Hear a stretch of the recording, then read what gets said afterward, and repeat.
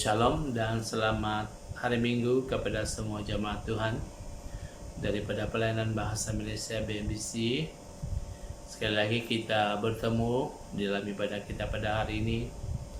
Pada hari ini saya ingin mengambil kesempatan untuk mengucapkan selamat menyambut Hari Kemerdekaan kepada semua jemaat Tuhan dimanapun kita berada, baik di rumah masing-masing, ya bersama dengan keluarga masing-masing. Biarlah kita berada dalam perlindungan Tuhan dalam keadaan yang baik, sehat, ya. Dan sebelumnya kita memulakan acara ibadah kita pada hari ini, terlebih dahulu kita berdoa datang kepada Tuhan dengan doa, dan saya pimpin kita dalam doa. Mari kita berdoa.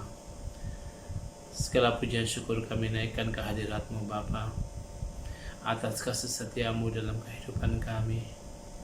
Pada saat ini Tuhan, kami ingin membawa seluruh pengucapan syukur kami kepadamu Bapa. Pada saat ini Bapa, sebelumnya kami memulakan acara ibadah kami pada saat ini Tuhan, kami mengundang Roh Kudus-Mu hadir bersama-sama dengan kami, hadir bersama dengan keluarga kami masing-masing dimanapun kami berada pada saat ini Bapa. Tuhan, kami berdoa biarlah perlindungan-Mu tetap ada, biarlah kasih setia-Mu yang akan terus menaungi setiap kami, keluarga-keluarga kami, anak-anak kami, bahkan juga teman-teman kami yang lain, bahkan juga jemaat Tuhan.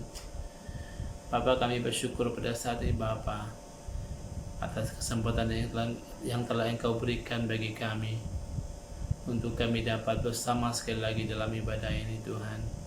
Biarlah kami ambil kesempatan ini, ambil peluang ini untuk bersama sekali lagi untuk mencari Tuhan, untuk mau lebih dekat kepada Engkau Tuhan di saat kesukaran yang kami hadapi pada saat ini Yesus. Bapa, kami bersyukur Tuhan atas kesempatan yang telah Engkau berikan bagi kami pada saat hari ini Bapa. Terima kasih Tuhan. Kami serahkan ibadah ini hanya di dalam nama Tuhan Yesus Kristus. Kami telah berdoa serta mengucap syukur. Amin.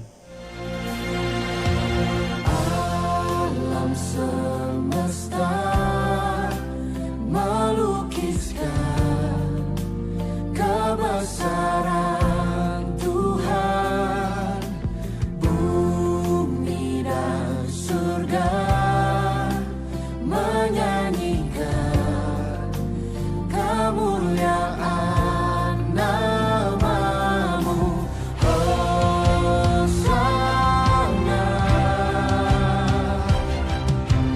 Hosana,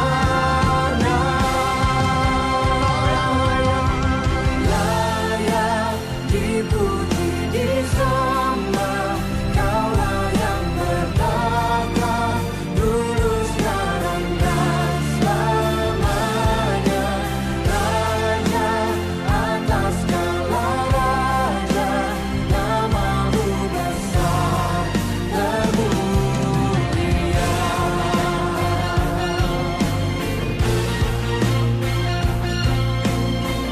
Alam semesta tunduk pada nama-Mu Tuhan. Alam semesta melukiskan kebesaran Bumi dan Tuhan, surga bumi dan surga menyanyikan kemuliaan Katakan Hosana.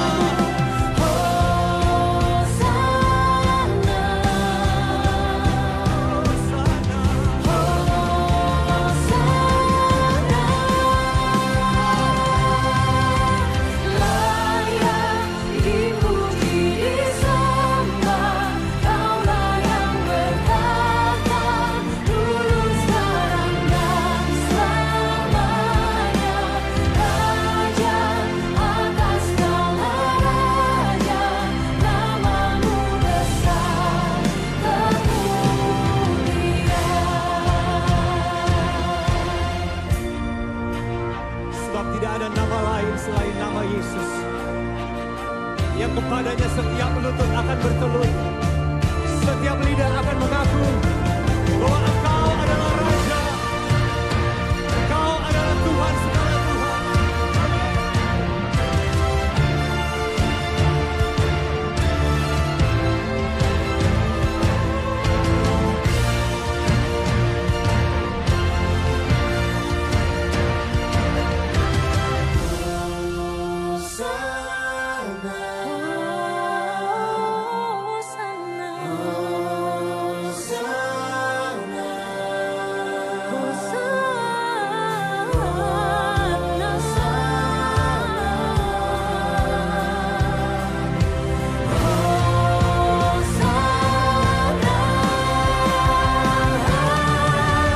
Layak dipuji, disembah, Kaulah yang bertata dulu, sekarang dan selamanya.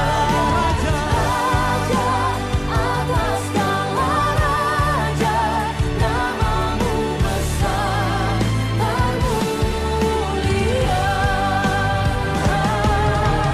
Layak dipuji, disembah, Kaulah yang bertata dulu, sekarang dan selamanya.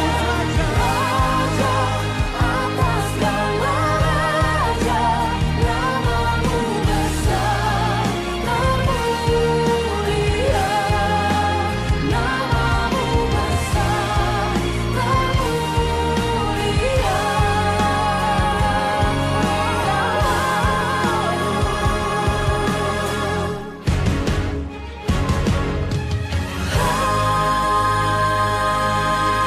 Apa kabar? Saya berharap kepada kita dimanapun kita berada, yang sedang menonton rekaman di dalam pengumuman saya pada hari ini, saya berharap kita akan tetap setia dan tetap hidup di dalam perlindungan yang Tuhan berikan kepada kita semua masing-masing ya. Dan saya akan mengumumkan beberapa pengumuman pada petang ini. Terlebih dahulu sebelum saya mengumumkan beberapa perkara, dan saya terlebih dahulu ingin menasihati kita kepada jemaat-jemaat di dalam pelayanan kita Malaysia Bukit Mertajam ini, supaya kita senantiasa menjaga kesihatan kita, yaitu pada waktu ini seperti yang telah Perdana Menteri umumkan pada hari Jumaat, perutusan pada kali ini bahwa dia bahwa PKPP akan diteruskan sampai pada tanggal 31 Desember ujung tahun ini. Jadi saya menasihati kepada kita semua supaya kita senantiasa menataati SOP yang ada, yang telah dijalankan pada waktu ini, yang telah diperintahkan oleh Kementerian Kesihatan kepada kita, supaya kita senantiasa mematuhi SOP yang ada. Kalau keluar rumah, pastikan kita pakai mask ataupun mencuci tangan dan menjaga jarak kita. Yang perlu sekali supaya kita tidak perlu pergi ke tempat yang sesak. Itu yang saya peringatkan kepada kita. Yang penting bagi kita supaya kita tidak pergi ke tempat yang sesak ataupun ramai orang ya. Ingat, jaga jarak yang 1 meter. Itu ya. Oke, kita akan masuk di dalam pengumuman yang pertama, yaitu wang persembahan dan persepuluhan kita. Seperti yang saya beritahu pada minggu yang lepas, kalau sesiapa yang ingin mengembalikan uang persembahan dan persepuluhan yang ada di dalam tangan dia pada waktu ini, dia ingin kembalikan uang itu kepada gereja, kita hubungi saudara kita Doni dengan saudari kita Christina, mereka ini ya, untuk kembalikan uang persembahan dan persepuluhan kita itu ya.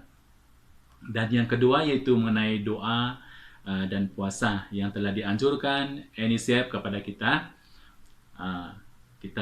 Saya galakkan supaya kita akan mengikuti doa dan puasa ini setiap hari di dalam kehidupan kita ya.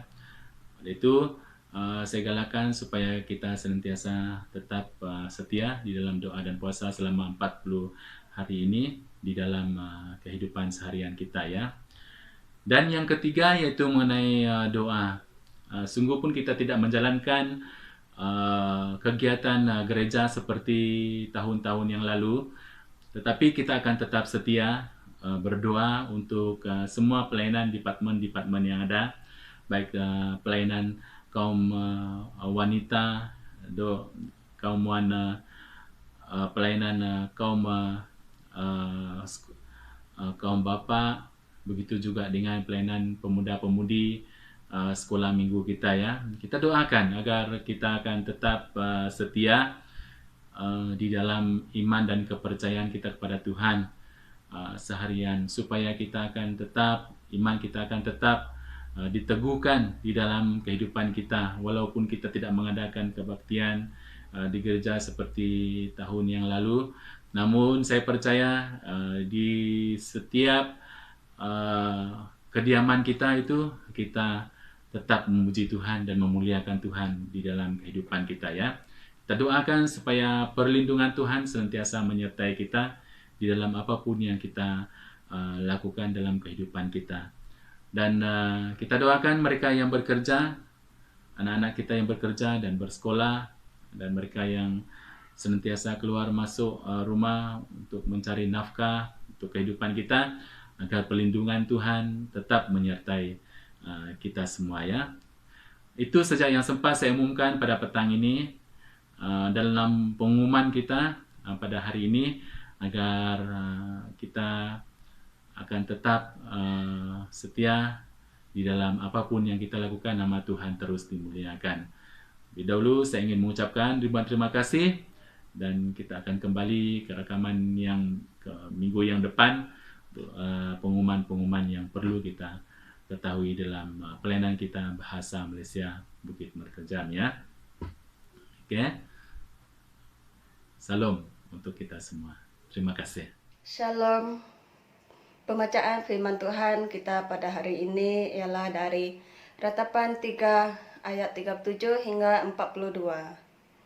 Tajuk besar penghiburan dalam penderitaan.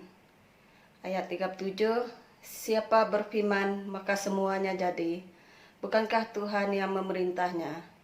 Bukankah dari mulut yang maha tinggi keluar apa yang buruk dan apa yang baik? Mengapa orang hidup mengeluh? Biarlah setiap orang mengeluh tentang dosanya. Marilah kita menyelidiki dan memeriksa hidup kita dan berpaling kepada Tuhan. Marilah kita mengangkat hati dan tangan kita kepada Allah di syurga.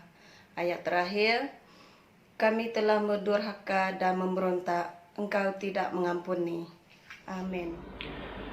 Salam saudari, selamat bertemu kembali melalui pelayanan kita ataupun ibadah melalui rakaman ini, di mana saudari berada, baik sepanjang hari ini, sepanjang minggu yang akan datang ini.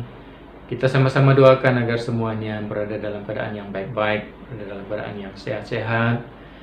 Bahkan biarlah kita terus mempergunakan waktu ini untuk mencari Tuhan, menyembah Tuhan, memuliakan Tuhan, dan mengeratkan hubungan kita lebih lagi dengan Tuhan melalui situasi kondisi yang kita hadapi di waktu-waktu ini. Memandangkan PKPP yang dilanjutkan hingga ke hujung tahun ini, kami berharap anak-anak Tuhan akan terus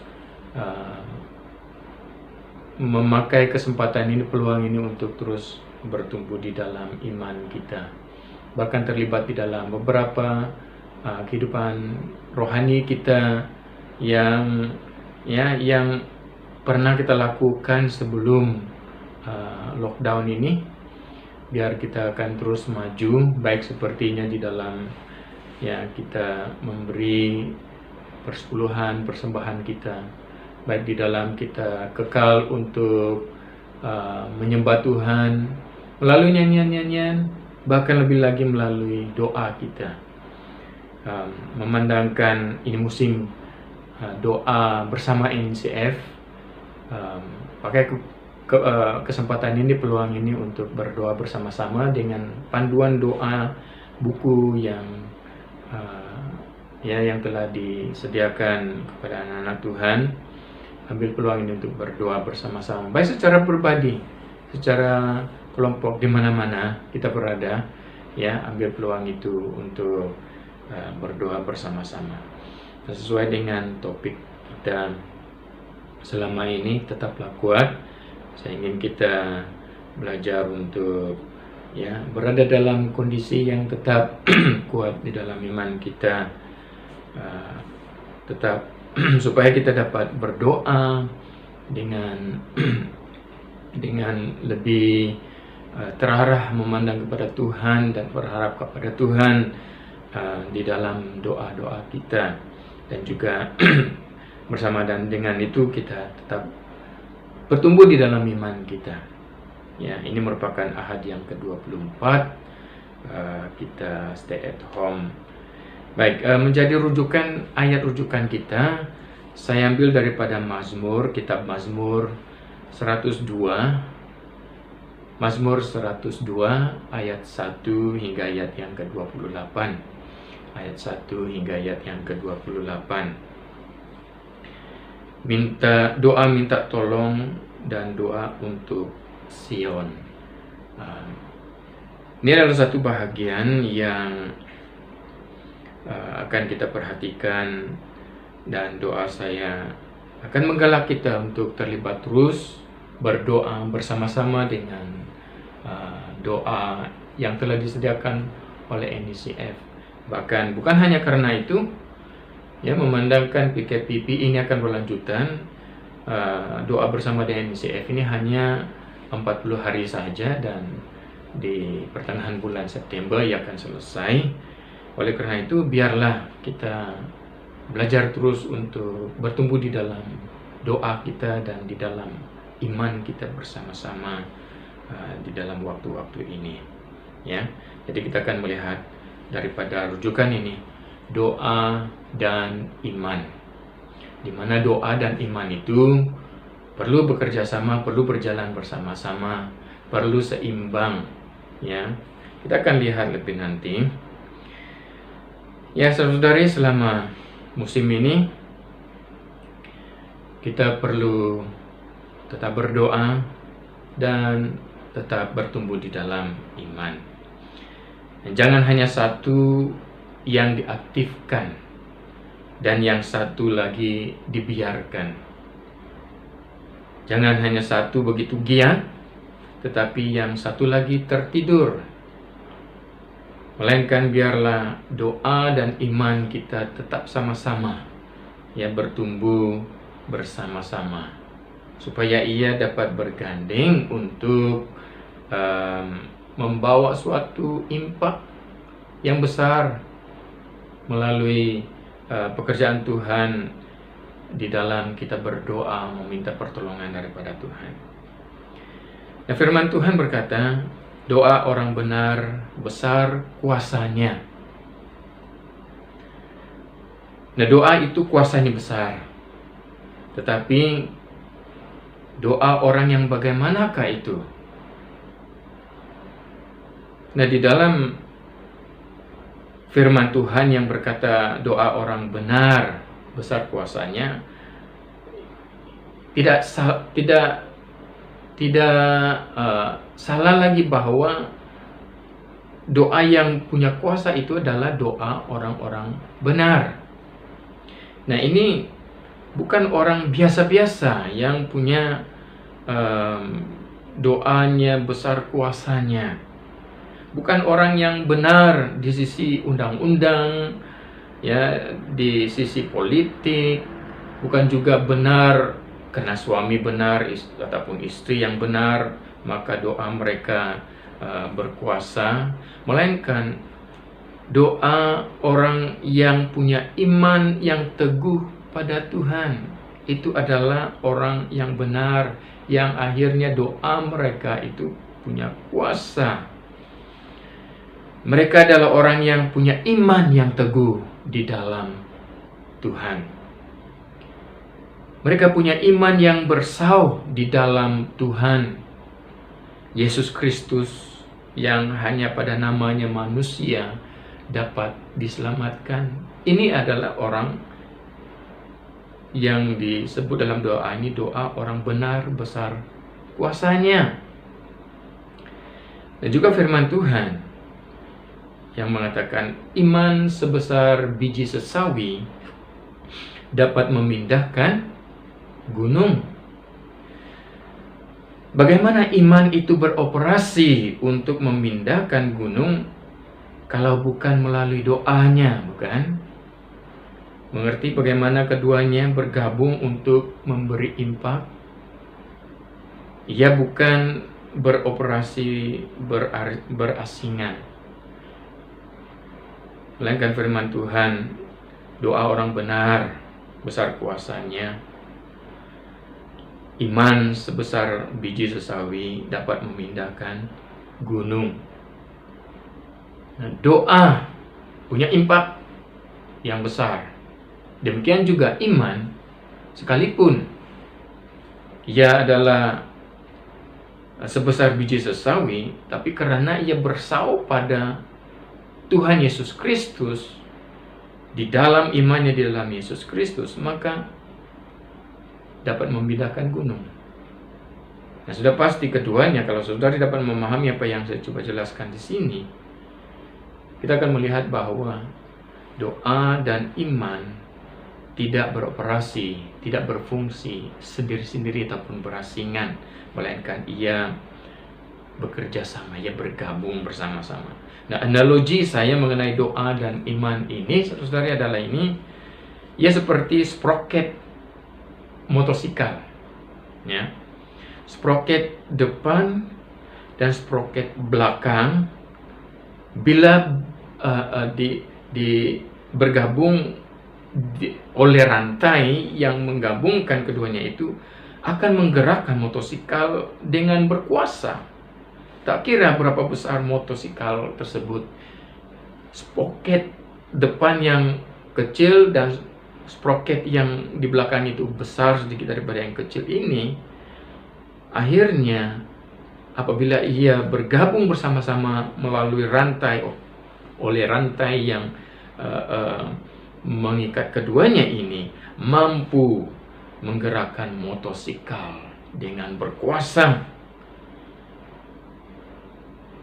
Sekalipun motosikal itu sangat besar, ia dapat memindah motosikal ini dari tempat ini ke satu destinasi. Nah, itu analogi saya mengenai keduanya ini, doa dan iman perlu bersama-sama, bertumbuh bersama-sama, giat bersama-sama, aktif bersama-sama. Ada komunitas orang percaya yang beranggapan jika kamu beriman, maka kamu akan mengalami mukjizat dan pertolongan Tuhan. Pernah mendengar ini? Jika kamu punya iman, maka kamu akan mengalami mukjizat dan pertolongan Tuhan.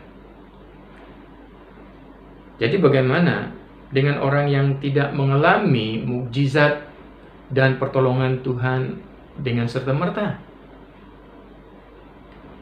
Apakah mereka tidak dapat disebut sebagai orang yang beriman? Bahkan sampai ada yang mengejek, kamu itu sebabnya doa kamu tidak dijawab karena tak cukup besar iman kamu. Ada yang mengejek dengan mengatakan, oh, doa kamu hanya sampai di atap rumah saja, tidak pun mampu menembusi atap rumah. Ada juga yang mengatakan, kamu harus berdoa dengan karunia lidah, dengan bahasa lidah, dengan bahasa asing. Tidak sedikit juga yang mengatakan kamu harus lebih banyak merenungkan firman Tuhan, maka kamu akan mengalami mukjizat dan pertolongan Tuhan bila-bila waktu dengan masa yang kamu ingin. Kalau kamu inginkan suatu mukjizat terjadi hari ini, sekarang ini, pasti akan terjadi. Karena kalau kamu begini dan sebagainya itu. Bahkan tidak sedikit yang terikut-ikut dengan pendapat bahwa kalau kamu banyak dan lebih banyak lagi menyembah Tuhan dengan nyanyian penyembahan, kamu pasti akan mengalami mukjizat dan pertolongan Tuhan. Ada juga yang mengatakan kamu harus mengikuti pendoa-pendoa, kumpulan-kumpulan pendoa-pendoa syafaat, supaya ada kuasa dalam doa kamu. Nah, sehingga adanya grup pendoa yang khas, ya kesini sana karena mereka berpendapat bahwa orang yang benar-benar beriman akan mengalami mukjizat dan pertolongan Tuhan dengan segera pada waktu yang mereka perlukan, sehingga mereka ini bagaikan seperti satu kelompok yang mengatakan, kamilah yang dapat lakukan ini. Kamilah yang dikhususkan untuk berdoa supaya pekerjaan Tuhan terjadi di sini dan di sana. Supaya Tuhan boleh menjawab doa. Kamilah grupnya. Maka tidak sedikit ada gereja-gereja yang akhirnya mengundang mereka ini. Apakah doa dan iman itu diasingkan untuk beberapa orang yang berdoa, ataupun hanya akan berfungsi dengan berkesan apabila seperti ejekan-ejekan itu dilakukan mereka? Mari kita perhatikan Mazmur 102 ini adalah Mazmur ratapan, ya, tentang kehancuran Yerusalem. Dan oleh itu ia menjadikan doa itu untuk pemulihan kota tersebut. Nah, pada mulanya doa pemulihan pribadi ini ditujukan untuk membangun kembali Yerusalem dalam konteks masa pasca pembuangan. Nah, jadi Mazmur ini tidak semuanya ditulis oleh Raja Daud, kita tahu itu kan. Ada yang ditulis oleh Musa, ada yang ditulis oleh penulis-penulis yang lain di dalam waktu-waktu yang berbeza, termasuk ada yang ditulis ketika mereka berada di dalam pembuangan. Jadi ini salah satu daripadanya, Mazmur yang merupakan Mazmur ratapan tentang kehancuran Yerusalem, sehingga ia menjadi suatu doa mereka untuk pemulihan Yerusalem dan untuk kemudiannya sebagai doa agar kota Sion dibangun di bumi, agar kota Sion itu kembali, ya, dialami, dinikmati, dirasai oleh umat-umat Tuhan. Seperti dari ayat yang ke-15 dan 16 daripada Mazmur 102 ini yang mengatakan, maka bangsa-bangsa menjadi takut akan nama Tuhan dan semua raja bumi akan kemuliaan-Mu. Bila Tuhan sudah membangun Sion, sudah menampakkan diri dalam kemuliaan-Nya. Ini salah satu bahagian yang menyatakan bahwa doa ini juga mereka pakai untuk umat Israel, ini pakai untuk sebagai doa agar kota Sion dibangun semula. Nah, ada 3 hal yang dialami oleh si pemazmur di sini yang ingin saya kongsikan supaya kita dapat memahami mengapa saya mengatakan bahwa ataupun firman Tuhan ingin kita punya iman dan doa bersama-sama, berjalan bersama-sama, berfungsi bersama-sama pada waktu yang sama. Jangan hanya satu punya aktif luar biasa, Kemudian yang satu lagi, mati, tertidur. Melainkan agar kedua-duanya berfungsi supaya nyata seperti firman yang Tuhan mengatakan, doa orang benar besar kuasanya, dan iman sebesar biji sesawi dapat memindahkan gunung. Mari kita lihat. Hal yang pertama yang dialami oleh si pemazmur di sini adalah di mana si pemazmur ini ataupun si penulis ini mengekspresi kesedihannya akan kehancuran Yerusalem. Dalam doanya dia menyatakan kepada Tuhan, dia mengekspresi kesedihannya terhadap Yerusalem yang sudah hancur.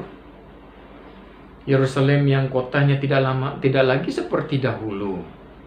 Bahkan mereka tak pasti juga akan bagaimana Yerusalem dapat dibangun kembali dan kembali makmur seperti sebelumnya.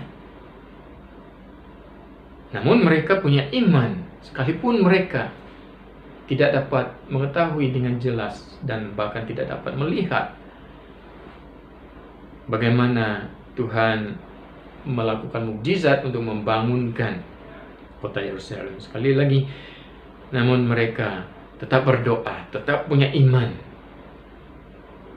Dan mereka memakai doa ini melalui penulis ini dengan mengekspresi kesedihan mereka akan kehancuran Yerusalem. Ayat yang pertama dan ayat yang kedua, khususnya dari ayat yang pertama dan ayat yang kedua, si penulis mengekspresi, nah ini doanya. Doa seorang sengsara. Ini sudah pasti kita tahu bahwa ini suatu keadaan yang dia berada dalam keadaan yang sangat sedih. Dia sengsara. Dia menulis doa seorang sengsara.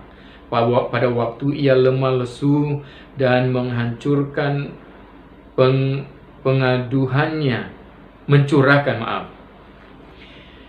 Saya baca sekali lagi.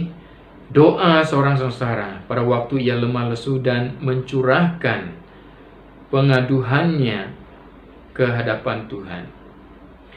Tuhan, dengarkanlah doaku, dan biarlah teriakku minta tolong sampai kepadamu. Ayat yang kedua. Janganlah sembunyikan wajahmu terhadap aku pada hari aku tersesat. Sendengkanlah telingamu kepadaku pada hari aku berseru. Segeralah menjawab aku. Nah, ini satu ekspresi yang menyatakan betapa ia merindukan Tuhan bekerja di waktu dalam kesusahan itu. Betapa dia rindu Tuhan mendengar, Tuhan tidak jauh, Tuhan dekat, Tuhan memberi telinganya untuk mendengar teriakannya, bahkan segera menjawab doanya. Di dalam situasi yang sukar yang mereka alami pada waktu itu, yang mengakibatkan mereka mengalami kesengsaraan, si penulis mengekspresi kesedihannya akan kehancuran Yerusalem. Di dalam situasi kita pada hari ini, kita tidak tahu bagaimana negara kita sendiri pun dapat dipulihkan. Keadaan negara kita, bahkan di seluruh dunia ini, tidak lagi sama seperti dahulu. Sudah pastinya kita harus turut bersedih, harus turut benar-benar meminta pertolongan daripada Tuhan untuk memulihkan kita di saat ini. Kalau boleh saya turut meminta kalau boleh Tuhan lakukan mukjizat hari ini juga, supaya esok semua keadaan berubah. PKPP yang telah diumumkan ditarik balik. Oh, betapa indahnya kalau ini yang terjadi. Tidak salahnya kalau kita mengekspresi kesedihan kita yang sedemikian atas keadaan negara kita yang tidak lagi seperti dulu, dan kita merindukan keadaan ini kembali menjadi lebih baik lagi bagi negara kita. Jadi yang pertama ini kita melihat bahwa si penulis ini mengekspresi kesedihannya akan kehancuran Yerusalem. Yang kedua, kondisi ini ditekankan lagi dengan tidak tampaknya Tuhan. Kondisi keadaan yang menjadikan si penulis ini dan umat Tuhan ini sengsara, ya, dengan lebih berat lagi, ditekan lagi adalah dengan tidak tampaknya Tuhan. Dengan teriakan yang luar biasa di waktu itu pun mereka masih tidak melihat Tuhan ada, tidak melihat Tuhan bekerja, tidak melihat Tuhan lakukan perkara-perkara yang ajaib seperti yang dahulunya. Kondisi ini ditekankan lagi dengan tidak tampaknya Tuhan. Ini hal yang kedua yang dialami oleh si pemazmur ini, di mana Tuhan seolah-olah menyembunyikan wajahnya, di mana Tuhan seolah-olah berdiam diri dan tidak menjawab doanya, sehingga si penulis ini merasakan dirinya amat teruk, dirinya lemah sekali, dirinya terpukul kalah. Dia gambarkan keadaannya yang seolah-olah Tuhan tidak hadir lagi. Tuhan telah membelakangi mereka. Tuhan tidak lagi hadir bersama mereka dalam situasi itu. Dari ayat yang ketiga hingga yang ke-11. Dari ayat yang ketiga hingga yang ke-11, dia menggunakan kata-kata yang menggambarkan betapa mereka tertekan karena mereka rasa bahwa ya Tuhan tidak lagi bersama dengan mereka. Tuhan sudah berdiam diri, Tuhan menyembunyikan wajahnya, Tuhan tidak menjawab doa mereka. Ayat yang ketiga hingga yang ke-11 kita dapat melihat gambaran daripada keadaan mereka yang tertekan itu oleh karena seolah-olah Tuhan tidak bersama mereka lagi.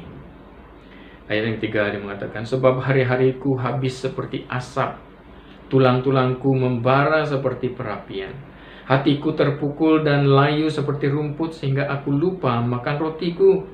Oleh sebab keluhanku yang nyaring, aku tinggal tulang belulang. Aku sudah menyerupai burung undan di padang gurun, sudah menjadi seperti burung ponggok pada reruntuhan. Aku tidak bisa tidur dan sudah menjadi seperti burung terpencil di atas soto. Sepanjang hari aku dicela oleh musuh-musuhku. Orang-orang yang mempermainkan aku menyumpah dengan menyebut namaku. Sebab aku makan abu seperti roti dan mencampur minumanku dengan tangisan. Oleh karena marahmu dan geramu, sebab engkau telah mengangkat aku dan melemparkan aku. Hari-hariku seperti bayang-bayang memanjang, dan aku seperti layu sendiri, ya, dan aku sendiri layu seperti rumput. Yang betapa pedihnya situasi yang turut dirasai, dialami oleh pemazmur dalam mazmur ini.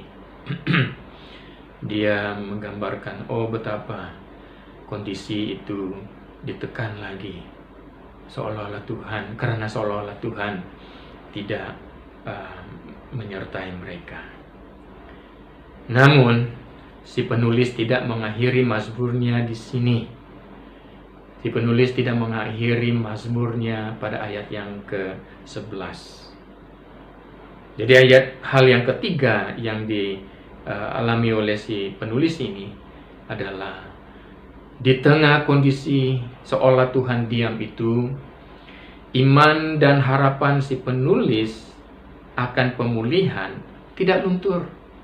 Nah, ini hal yang ketiga yang kita dapat pelajari daripada bahagian ini, yaitu yang dinyatakan oleh si pemazmur. Sekalipun kondisi situasi dalam keadaan itu seolah-olah Tuhan berdiam, namun iman dan harapannya akan pemulihan tidak luntur. Ayat yang ke-12 menjadi titik iman dan harapannya. Ayat yang ke-12 dimulainya dengan tetapi Engkau, ya Tuhan. Ya. Dia mengatakan, tetapi Engkau, ya Tuhan, bersemayam untuk selama-lamanya, dan nama-Mu tetap turun-temurun. Jadi ayat yang ke-12 ini menjadi titik iman dan harapannya, dan menjadi titik iman dan doanya, yang memberi dia pengharapan bahwa satu hari nanti pasti, karena Tuhan ada walaupun seolah-olah nampaknya dia tidak ada, dia akan memberi pembebasan, dia akan memulihkan Yerusalem, dia akan memulihkan situasi. Nah, dia telah mengalihkan pandangannya yang tadinya tertuju pada dirinya sendiri, sekarang kepada Tuhan. Yang tadi dia melihat dirinya, sehingga dia melihat dirinya sebagai apa? Seperti tinggal tulang berulang dan sebagainya yang itu. Nah, di sini dia mengalihkan pandangannya kepada Tuhan. Dan ini mengubah tujuan doanya yang inginkan jawaban mengikut kehendaknya kepada menantikan Tuhan, kepada mengikut cara Tuhan, kepada membiarkan rancangan Tuhan yang terjadi, kepada mengizinkan jalan Tuhan untuk bekerja dalam keadaan yang sukar itu. Nah, dia melihat siapa Allahnya di dalam kesukarannya, dan berkata, Tuhan bersemayam untuk selama-lamanya, dan nama-Mu tetap turun-temurun, dari ayat yang ke-12 tadi. Nah, pengharapannya selanjutnya tampak dalam pengakuan akan kekuasaan dan kemurahan hati Tuhan. Kemudiannya di dalam ayat yang seterusnya, itu ayat yang ke-13 hingga ayat yang ke-16 ini, ia menyatakan pengharapannya itu dalam pengakuan akan kekuasaan Tuhan dan kemurahan hati Tuhan terhadap umat Tuhan, sekalipun bukan terjadi pada waktu ia mulai berdoa bagi Yerusalem, bagi negaranya. Ayat yang ke-13, Engkau sendiri akan bangun, akan menyayangi Sion, sebab sudah waktunya untuk mengasihaninya, sudah tiba saatnya. Sebab hamba-hambamu sayang kepada batu-batunya, dan merasa kasihan akan debunya. Maka bangsa-bangsa menjadi takut akan nama Tuhan, dan semua raja bumi akan kemuliaan-Mu. Bila Tuhan sudah membangun Sion, sudah menampakkan diri dalam kemuliaannya. Nah, pemazmur percaya bahwa Allah akan memulihkan kota Yerusalem, walaupun dia tidak dapat melihatnya secara langsung. Dan sekarang doanya beralih kepada kepastian akan Tuhan satu hari nanti akan memulihkan kota Yerusalem ini, sekalipun ya dia tidak dapat melihatnya secara langsung. Nah, ini adalah karena iman. Mengapa dia berdoa sedemikian sekarang? Ini adalah karena iman. Nah, melalui iman ia percaya bahwa keturunannya akan melihat pemulihan dari Allah satu hari nanti. Ayat yang ke-28, saya suka kan ayat ini. Dia mengatakan ayat 28, anak hamba-hambamu akan diam dengan tenteram, dan anak cucu mereka akan tetap ada di hadapanmu. Wah, sekarang dia melihat bagaimana Tuhan akan bekerja, sekalipun dalam kesukaran sekarang ini kelihatannya Tuhan tidak ada, kelihatannya Tuhan berdiam diri. Tapi sekarang dia mulai bangkit dalam imannya, kemudian dia berdoa, dan dia berdoa dengan iman, sehingga dia percaya bahwa anak-anakmu akan diam dengan tenteram. Bahkan anak-anak mereka itu akan nanti tetap ada di hadapan Tuhan. Hadirat Tuhan akan ada bersama mereka seterusnya. Nah, saudari, inilah iman yang sejati. Sehingga di dalam doa orang yang beriman itu, ia tahu, ia percaya bahwa dia tidak akan ditinggalkan Tuhan, keturunannya tidak akan dibiarkan Tuhan, negaranya tidak akan berada terus dalam situasi itu, akan terjadi pemulihan satu hari nanti. Inilah iman yang sejati. Nah, iman yang sejati adalah iman yang tidak melihat. Sama seperti bagaimana doa si pemazmur ini yang tadinya banyak inginkan Tuhan bekerja dan di waktu kesusahan itu, dan dia ingin melihat mujizat Tuhan terjadi supaya memulihkan keadaan. Tapi setelah dia mengalihkan pandangannya daripada dirinya kepada Tuhan, supaya kehendak Tuhan, biarlah kehendak Tuhan, rancangan Tuhan yang terjadi, maka doanya lebih daripada mengharapkan terjadinya di saat penderitaan itu mukjizat Tuhan terjadi. Dia mulai melihat ke masa depan. Dia mulai melihat bahwa sekalipun sekarang ini seolah-olah Tuhan tidak bekerja, tidak hadir, berdiam diri, namun satu hari nanti pemulihan akan terjadi, pemulihan akan terjadi. Kota Yerusalem akan dipulihkan, sehingga dia dapat mengatakan seperti ayat yang 28 tadi, anak hamba-hambamu ini akan diam dengan tentram. Dia tidak mengatakan saya anak-anakmu, dan bahkan dia melihat lebih jauh lagi, dan anak cucu mereka akan tetap ada di hadapan. Yesus pernah berkata, berbahagialah mereka yang tidak melihat namun percaya. Yohanes pasal yang ke-20 ayat 29. Berbahagialah mereka yang tidak melihat namun percaya. Nah, dalam doa pun, saudara-saudari, kita perlu doa yang disertai dengan iman. Bukan hanya iman yang mengatakan, ya saya percaya hari ini Tuhan mampu melakukan mujizat. Bukannya iman yang apa yang sekarang ini terjadi, yang bernubuat ya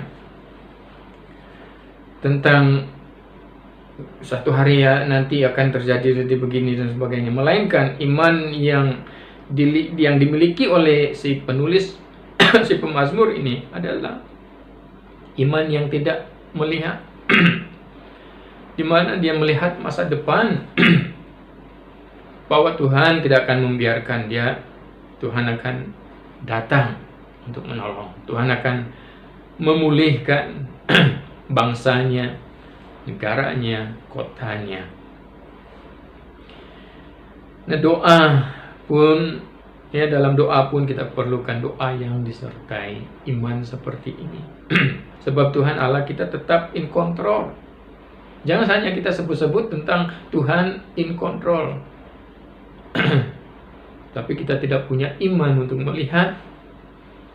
Bukan sekarang terjadi pemulihan, tetapi satu hari nanti Tuhan pasti akan memulihkan keadaan kita. Ya, Tuhan tetap menguasai atas segala hal yang terjadi. Jadi, kita berdoa.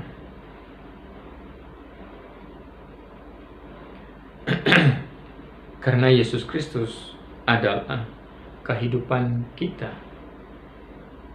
Nah, ini perlu menjadi fokus kita supaya kita berdoa itu bukan hanya karena ya menjadi suatu ritual, bukan hanya karena menjadi suatu aktivitas gereja, bukan hanya karena anjuran daripada NCF, tapi kita di waktu ini bangkit di dalam doa dan iman kita karena Yesus Kristus adalah kehidupan kita.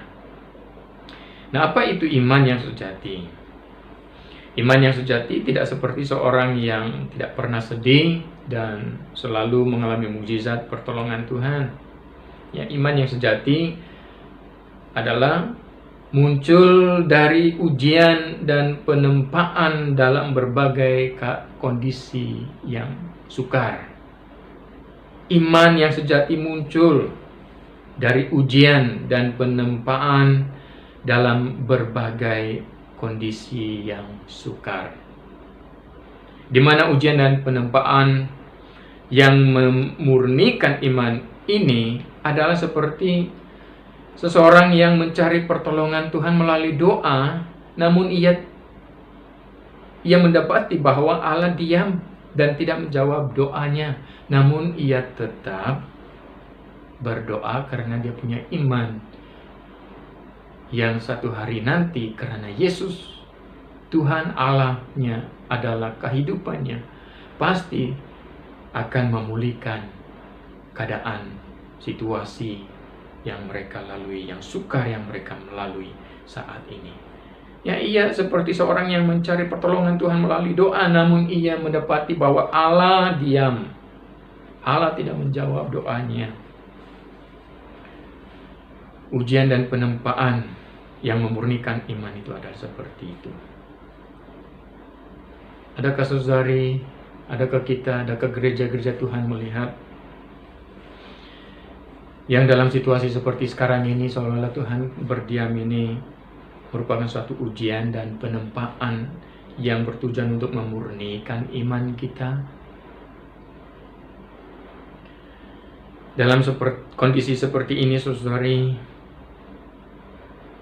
orang yang punya iman yang sejati akan tetap memilih untuk tetap berharap dan percaya pada kekuasaan dan keadilan Allah. Dan inilah orang yang punya iman seperti sebesar sebiji sesawi. Dan inilah doa orang yang benar, yang besar kuasanya sehingga memindahkan gunung.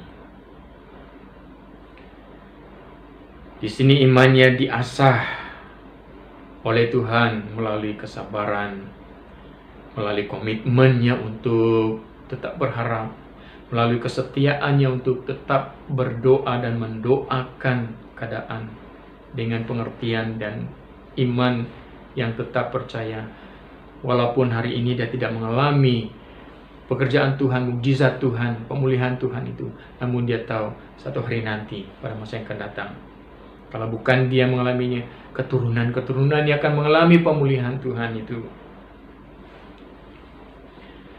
Di sini Tuhan mengasahkan iman kita melalui pengharapan pada Tuhan. Nah, hanya dengan cara seperti ini, iman dapat menjadi murni karena ia percaya total kepada rencana dan kehendak Tuhan. Nah, saudari, ini tidak mudah. Mungkin kedengarannya hari ini, sepertinya mudah, ya. Tapi tidak mudah, saudari. Karena itu kita perlukan anugerah Tuhan. Kita perlukan belas kasihan Tuhan untuk menolong kita agar kita bertumbuh dalam iman dan doa kita yang tertuju, ya, terarah bukan pada diri kita, bukan pada kehendak kita, tapi pada Tuhan dan kehendak Tuhan yang terjadi. Nah, dalam kita berdoa bersama NDCF ini, ingat, doa kita itu berpusat pada Allah yang hidup. Ya, doa itu berpusat pada Allah yang hidup, bukan pada kita, bukan pada diri kita. Pemazmur dari ayat yang ke-12 tadi juga mengatakan, tetapi Engkau, ya Tuhan, melihat pada diri dan perasaan sendiri, itu hanya akan membuat keadaan lebih teruk lagi. Bahkan boleh membuat kita tak berdaya untuk teruskan kehidupan kita bila melihat diri kita, ya, dari aspek diri sendiri, seperti sebuah Mazmur yang melihat dirinya bagaikan hari-harinya habis seperti asap, tulang-tulangnya membara seperti perapian, hatinya terpukul dan layu seperti rumput, sehingga ia lupa makan rotinya. Oleh sebab keluhannya yang nyaring, dia tinggal tulang belulang. Dia sungguh menyerupai burung. Dia sudah menyerupai burung undan di padang gurun. Sudah menjadi seperti burung ponggok pada reruntuhan. Dia tak bisa tidur. Dia tidak dapat tidur lagi. Dan sudah menjadi seperti burung terpencil di atas sotong. Dia makan abu seperti roti, katanya. dan mencampur minumannya dengan tangisan. Nah, ini keadaan yang dia alami karena dalam doanya dia melihat dirinya, dia melihat dari aspek pandangan dirinya, bukan terarah kepada Tuhan. Sehingga semuanya itu dialaminya. Nah, kita tidak perlu menjadi seperti itu. Jangan sampai kita lupa makan roti. Ya. Jangan sampai kita tinggal tulang belulang. Jangan sampai kita makan abu seperti roti. Bahkan mencampuri minuman kita dengan tangisan. Kita punya Allah yang besar. Itu sebanyak doa orang benar besar kuasanya. Karena kita punya Allah. Nah, tidak semestinya kita punya doa schedule yang teratur, saudara-saudari. Kita boleh mengambil waktu kita sendiri untuk berkomunikasi dengan Tuhan. Dan di dalam waktu yang kita sediakan untuk yang kita pakai itu, jangan sampai kita melihat melalui doa kita itu dengan aspek pandangan kita ataupun terhadap diri kita, supaya kehendak kita yang terjadi, melainkan pandangan kepada Tuhan. Biar aspek pandangan Tuhan yang terjadi yang kita doakan, rancangannya, kehendaknya. Berdoa dengan iman. Itu adalah lihat Tuhanmu yang bersemayam untuk selama-lamanya. Dan namanya tetap turun-temurun. Nah, ini berdoa dengan iman. Kita melihat siapa Tuhan kita. Dia adalah Tuhan, kalau menurut pemazmur dari ayat yang ke-12 ini. Sekarang dia mulai melihat bahwa Tuhan adalah yang bersemayam, Tuhan yang bersemayam untuk selama-lamanya. Dan namanya tetap turun-temurun, tidak berubah. Allah yang dia kenal itu tidak berubah. Dia tetap bekerja. Tuhan tetap bekerja sekalipun kita tidak melihat mukjizat dalam keadaan yang sukar ini. Itu apabila dan setelah si pemazmur ini melihat dan berdoa dari sudut pandangan Tuhan dengan iman, ya. Apabila dia mulai berdoa dengan iman, dia melihat bahwa Tuhan tetap bekerja sekalipun dia tidak melihat mukjizat dalam keadaan waktu dia sedang berdoa itu. Yang keadaan hidup doa dan iman kita, saudara-saudari, akan berubah bila kita memalingkan pandangan dari diri sendiri kepada Allah. Hidup doa dan hidup iman kita akan pasti berubah. Dan kita akan akhirnya berkata bersama dengan si pemazmur ini, tetapi Engkau, ya Tuhan. Dia tidak lagi melihat, betapanya keadaan saya. Dia tidak merasa, ya, bersedih dengan keadaan dirinya sekarang ini, melainkan dia melihat jauh ke depan bagaimana Tuhan bekerja dalam setiap saat, dalam setiap waktu yang sukar yang dia alami. Sehingga waktu Tuhan seolah-olah tidak menjawab itu menjadi ujian dan penempaan yang memurnikan imannya. Nah, doa dan iman sejati itu sebenarnya adalah mengenai Tuhan yang tidak berubah.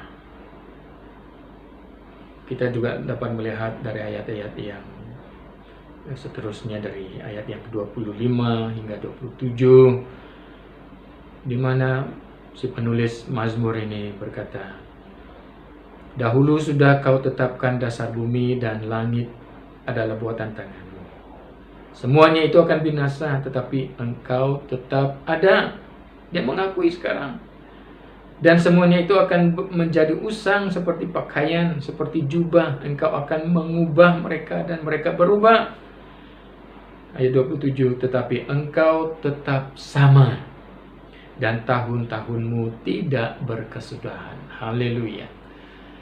Kita punya Allah yang tetap sama dahulu, sekarang, dan untuk selama-lamanya, saudara-saudari.